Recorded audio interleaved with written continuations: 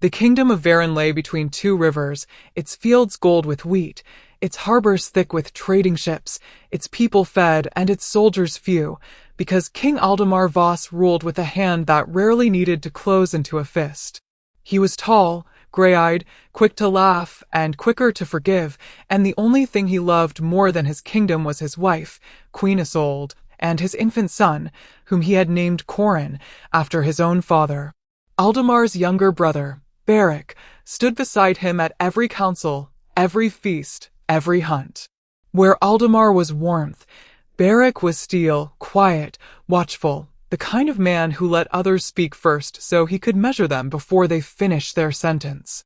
The people of Varen loved Aldemar and respected Beric, and Aldemar loved Beric more than he loved almost anyone alive, because Beric had never once, in 30 years, given him reason to doubt him.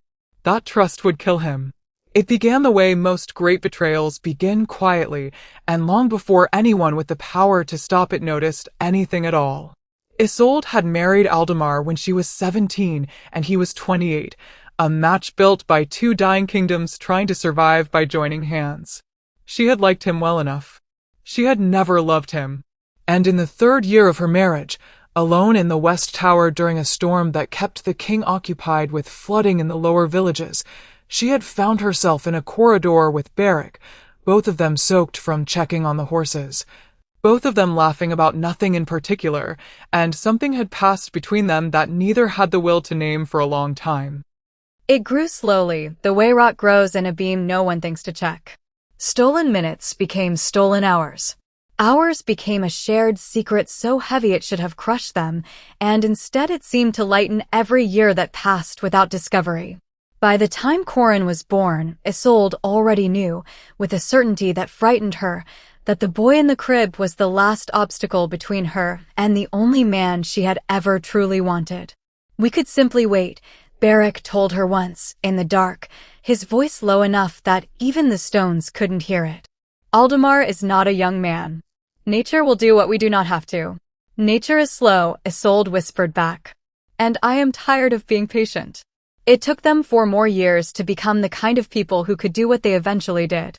For years of small cruelties they told themselves were mercy, a little more wine at the king's table some nights, a little less caution around the cliffs where he liked to ride alone, a physician quietly replaced with one more willing to overlook strange symptoms.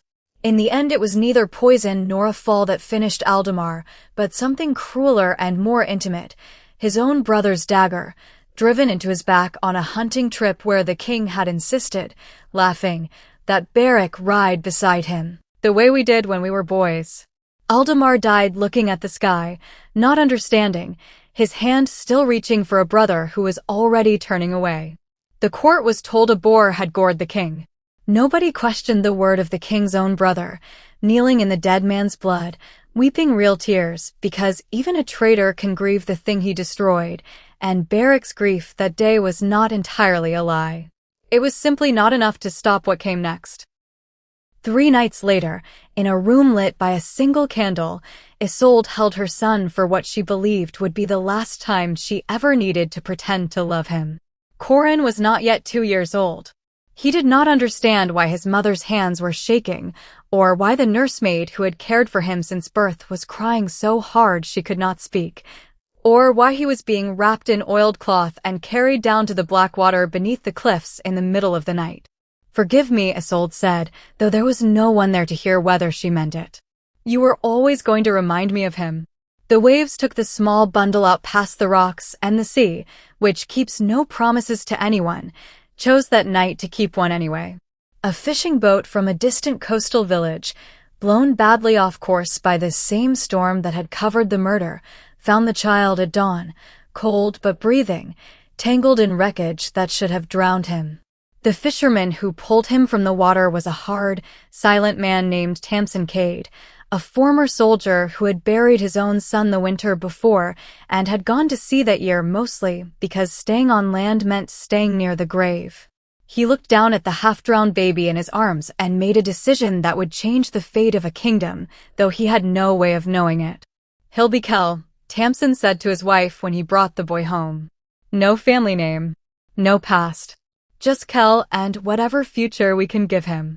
They gave him little in the way of comfort, but everything in the way of strength.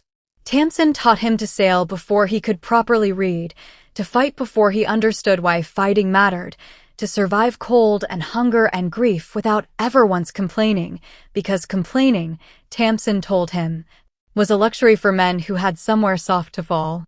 By 12, Kel could out-wrestle boys twice his age. By 16, the local warlord who trained fighting men along that coast, a scarred, one-eyed veteran nom.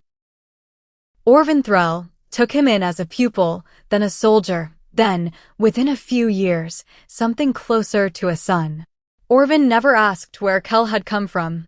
He only cared what Kel could become, and what Kel became was extraordinary, a swordsman of terrifying precision, a strategist with a mind like cold water, and, underneath all of it, a young man haunted by dreams he could never fully remember. A warm room, a woman's voice, the feeling of being loved, and then, suddenly, the feeling of falling. He was 27 years old when Orvin Threll, dying slowly from a wound that would not heal, finally told him the truth he had learned years earlier and kept to himself out of some instinct he never fully explained. There was a fisherman on the eastern coast, Orvin rasped, who once told a story, deep in his cups, about a child he pulled from the sea the same week the old king of Varan was gored by a boar that left suspiciously clean wounds. A child with a birthmark shaped like a crescent moon, just here. He touched Kel's collarbone, where a pale crescent mark had sat since birth, unremarkable to everyone who had ever seen it. You were not born on that coast, boy. You were born in a palace. And someone tried very hard to make sure you never grew up to remember it. Kel said nothing for a long time. Then he asked the only question that mattered. Who sits on that throne now? Your uncle, Orvin said. And your mother beside him. Something closed in Kel's chest that night, quiet and absolute, like a door being sealed from the inside. He did not weep. He did not rage. He simply began, methodically, the way he had been trained to do everything, to plan. It took him 2 more years to gather what he needed, not an army, because an army invited notice, but 11 men and women who owed him their lives twice over, hardened fighters, quiet movers, people who asked few questions and kept fewer secrets.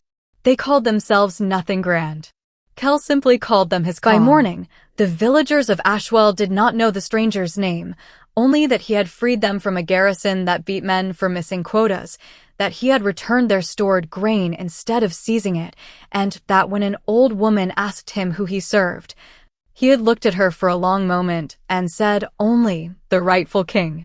Word of Ashwell reached the capital within the week, garbled and half-mythical by the time it arrived, describing a masked warlord who appeared from nowhere and vanished the same way. It reached Beric, who now wore Aldemar's crown and called himself King Beric I, as an irritation rather than a threat. He had bigger fears than a bandit chief in a border village.